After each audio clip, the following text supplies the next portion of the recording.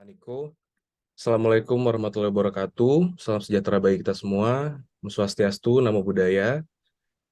Pertama-tama, izinkan saya memperkenalkan diri saya. Saya Ida Bagus Ayodi Dirgantara, atau biasa dikenal dengan Yodi. Saya saat ini managing partner di kantor hukum kami, Mangkunegoro Dirgantara Upangat atau MDO, biasa dikenal. Kami ada tiga kantor, kebetulan ada di Jakarta, Surakarta, dan juga Bali. Kebetulan eh, kami juga eh, melakukan fokus gitu ya. Praktis kami salah satunya adalah fokus di bidang data protection. Dan senang sekali, terima kasih kepada APPDI sudah mengundang saya untuk menjadi salah satu speaker dan bisa berbagi kepada rekan-rekan. Materi saya yang saya bawa ingin memberikan sedikit mungkin perspektif baru mengenai role DPO, karena yang saya tahu kan memang APPDI ini adalah suatu organisasi yang memberikan pelatihan untuk DPO ya, sehingga saya bisa memahami bahwa semua yang kumpul di sini nih DPO gitu ya, ahli-ahli data protection di bidangnya masing-masing. Maka dari itu saya membawa topik ini yaitu DPO as a Service, di mana ini adalah sebuah praktek yang sudah sangat-sangat lazim di Uni Eropa, yang sudah duluan ya eh, apa namanya mengimplementasi EU GDPR, dan kita sangat-sangat look up kepada apa aturan-aturan yang ada di Eropa, sehingga saya kira kalau misalnya kita melakukan benchmarking terhadap ketentuan-ketentuan di EU GDPR yang nantinya pasti saya yakin juga akan diadopsi oleh Indonesia, itu akan menjadi sebuah perspektif yang bagus ya untuk kita semua. Nah, masuk ke topik. Jadi ini adalah DPO as a Service, an alternative solution untuk external atau outsource DPO. Mungkin boleh di next, ini hanya disclaimer saja. Nah, pertama-tama mungkin seperti yang tadi sudah didiskusikan oleh panelis-panelis sebelumnya, bahwa undang-undang kita itu mewajibkan untuk adanya appointment daripada DPO. Boleh di next slide. Nah, appointment dari DPO ini ada di dalam pasal 53 ya dari UU PDP, untuk organisasi yang melaksanakan, yang memproses personal data yang untuk dalam lingkup publik. Kemudian data tersebut core activities-nya melibatkan data on large scale. Kemudian core activities-nya juga ini processing large scale specific personal data atau juga personal data yang related to crimes. Jadi ini artinya banyak sekali organisasi-organisasi di Indonesia yang diwajibkan untuk menunjuk DPO. Saya rasa ini untuk di forum ini semuanya sudah memiliki awareness terhadap ini. Jadi saya lanjut saja ke next slide. Nah, duties and functions of DPO. Next slide. Ini pertama yang saya jelaskan ini adalah tugas DPO yang ada di dalam undang-undang. Ini adalah inform advice untuk compliance with the law. Kemudian untuk monitor awareness raising, kemudian trainings dan juga audits. Kemudian juga untuk assess data protection impact assessment. Kemudian yang terakhir adalah to act as a point of contact between data controller or processor dengan juga regulator, biasanya supervisory authority. Next. Ini selanjutnya saya akan menjelaskan secara singkat aja tentang qualities required to become a DPO. Ini by regulation tentunya harus punya expert knowledge in the data protection law.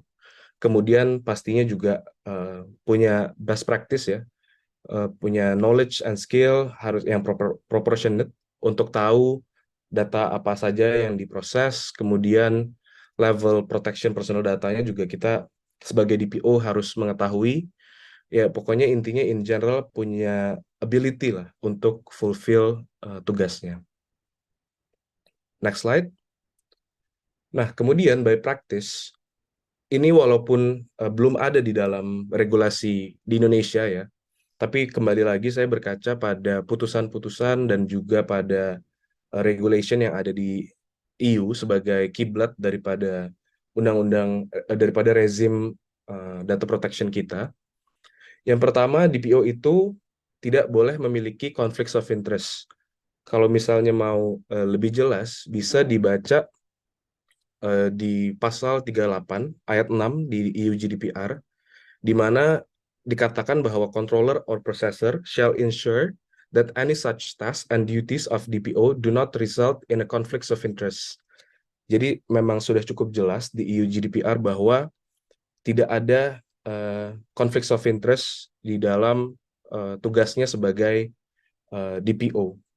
Kemudian ketentuan ini juga diperjelas. Kalau boleh saya agak substansi dikit bicara mengenai putusan daripada CJEU. Kalau misalnya teman-teman di sini mau cek, putusan CJEU-nya adalah nomor 453 garis miring 21. Di case 453 garis miring 21 itu, jadi kasusnya adalah ada seorang DPO yang dia tugasnya itu adalah merangkap. Jadi selain sebagai DPO, dia juga mengurusi processing daripada data processing daripada perusahaan tersebut. Kemudian dia didismiss atau dipecat begitu ya dari perusahaannya karena dia dianggap punya conflicts of interest di dalam perusahaannya. Kemudian karena tidak terima atas pemecatan tersebut, DPO ini kemudian melakukan gugatan kepada German Court dan akhirnya pada ujung-ujungnya karena naik terus kasusnya sampai ditangani oleh CJEU.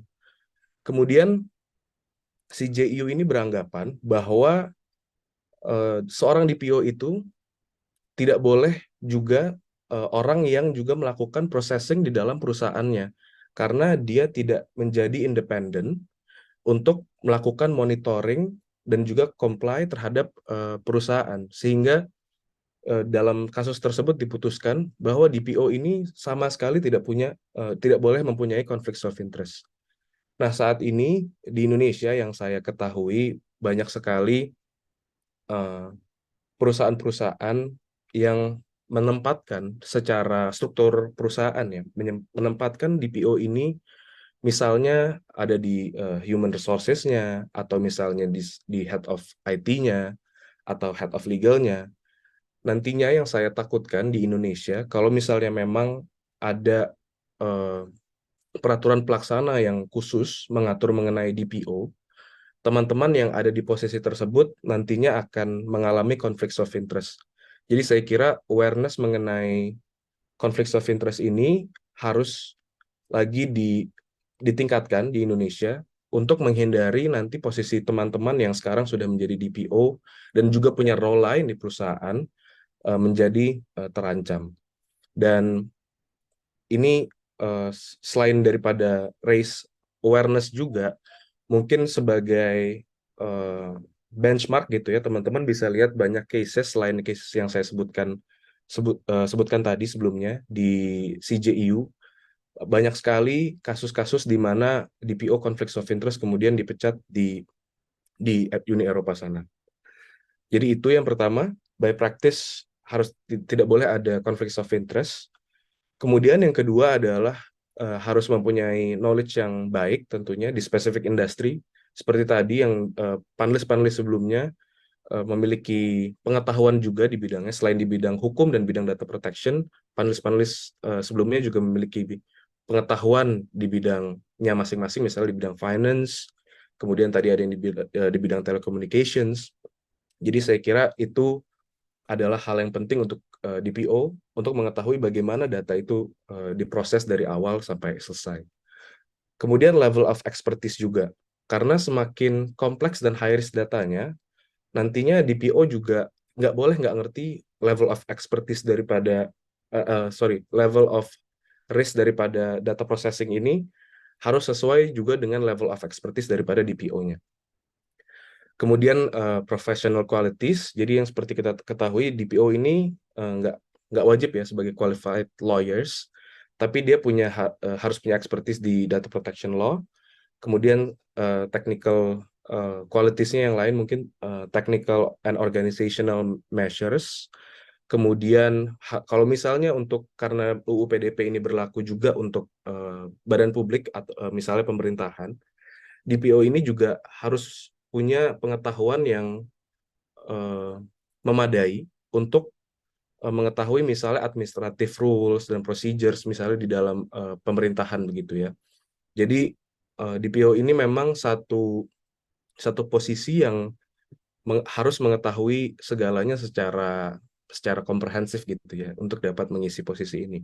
Tapi kembali lagi saya mungkin akan menekankan di poin conflicts of interest karena mungkin awareness soal ini belum terlalu banyak sehingga saya harap setelah adanya summit ini akan meningkat awareness mengenai conflicts of interest daripada DPO. Next slide. Nah, kemudian eh, maka dari itu ada posisi di Uni Eropa ini banyak sekali law firm, kemudian perusahaan-perusahaan yang khusus menyediakan DPO as a service. Antara lain kami di Indonesia juga MDO kami menyediakan jasa eksternal DPO karena secara peraturan DPO ini bisa within or outside dari personal data controller or personal data processor. Jadi dan secara jumlah DPO itu tidak dibatasi tentunya seperti yang mungkin sudah dijelaskan oleh panelis sebelumnya bahwa jumlah dari DPO itu bisa disesuaikan ya dengan kebutuhan daripada perusahaan atau organisasi atau institusi karena tentunya level dan jumlah daripada data yang diproses cukup berbeda. Kemudian services yang kami rasa ada di dalam MDO itu adalah DPO as a service.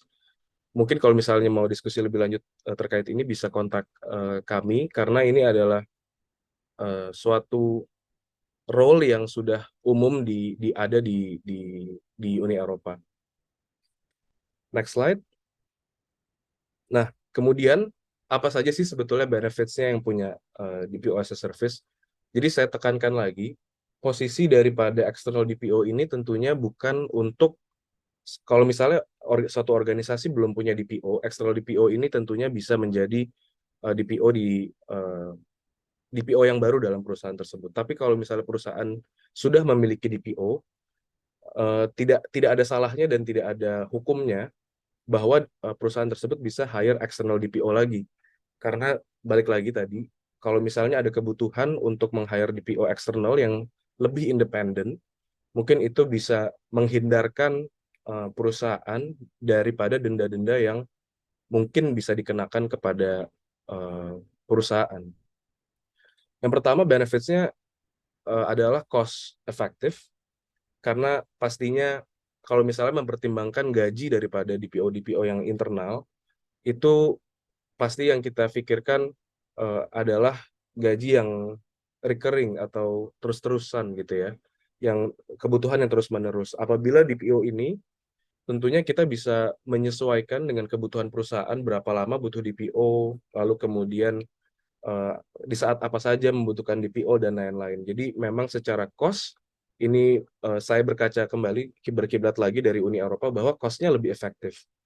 Kemudian DPO dari eksternal ini juga avoiding conflicts of interest issues seperti yang saya jelaskan pada slide-slide sebelumnya bahwa karena DPO eksternal ini adalah dari luar eh, perusahaan, jadi pastinya conflicts of interest issues itu eh, bisa terhindarkan karena pastinya DPO eksternal tidak melakukan processing data di dalam activities daripada organisasi atau perusahaan tersebut.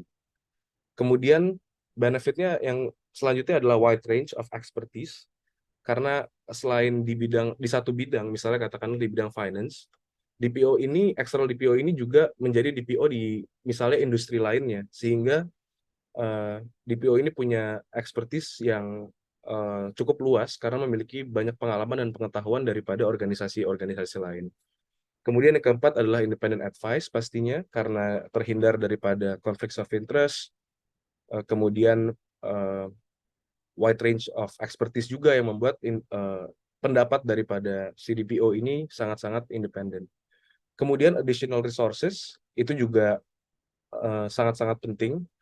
Jadi misalnya katakanlah suatu perusahaan itu eh, akan melakukan DPIA karena eh, atau Data Protection Impact Assessment karena diwajibkan oleh undang-undang kalau misalnya ada new technology atau misalnya eh, data processingnya dianggap high risk. Kemudian saat DPIA dibutuhkan katakanlah ekstra DPO 3 orang. Kalau misalnya hanya memakai internal DPO, kemudian dia harus hiring lagi DPO yang baru untuk perusahaannya. Tapi kalau misalnya DPO eksternal itu sudah menjadi kewajiban eksternal DPO untuk menambah additional resources-nya. Katakanlah misalnya di suatu law firm yang ditunjuk DPO hanya 1 orang, tapi timnya bisa menjadi additional resources untuk membantu perusahaan di dalam melakukan DPIA. Kemudian pastinya kalau misalnya external DPO ini pasti orang yang sudah biasa untuk melakukan kerjasama komunikasi juga dengan supervisory authorities. Ini juga menjadi keunggulan daripada external DPO karena pasti external DPO kan misalnya tidak hanya mengurus satu perusahaan saja dan sudah biasa untuk berkomunikasi dengan perusahaan-perusahaan lain. Jadi eh, keuntungannya sudah kenal dengan supervisory authority, sudah dekat dan juga secara komunikasi jadi lebih baik begitu ya. Jadi itu suatu hal yang menurut saya juga menjadi keunggulan daripada external DPO. Selain itu, nomor 7 adalah flexibility arrangements. Jadi hiring daripada external DPO ini bisa disesuaikan dengan kebutuhan daripada perusahaan, kapan dia membutuhkan DPO, kapan tidak, dan secara nominal angka gitu ya, nominal uang itu juga bisa disesuaikan dengan kondisi perusahaan dan kebutuhannya seperti apa. Jadi ini saya rasa sangat-sangat fleksibel. Kemudian yang terakhir adalah continuity dan reliability. Memiliki external DPO itu tentunya akan sangat baik karena misalnya kalau saya contohkan di struktur internal organisasi atau perusahaan itu ada yang berubah, external DPO ini tetap maintain konsistensi untuk managing data protection and responsibilities. Jadi kalau misalnya ada perubahan internal dalam perusahaan, kewajiban untuk comply terhadap data protection yang mungkin bisa menjadi celah bagi supervisory authority untuk mengenakan denda atau yang lainnya, itu tetap terjaga. Jadi memang posisi DPO ini yang tidak ada di dalam struktur internal perusahaan, saya kira sangat krusial karena benefit-benefit yang saya sudah sebutkan sebelumnya. Mungkin itu saja karena saya rasa waktunya juga sudah mepet. Boleh masuk ke sesi diskusi. Saya kembalikan ke Mas Niko.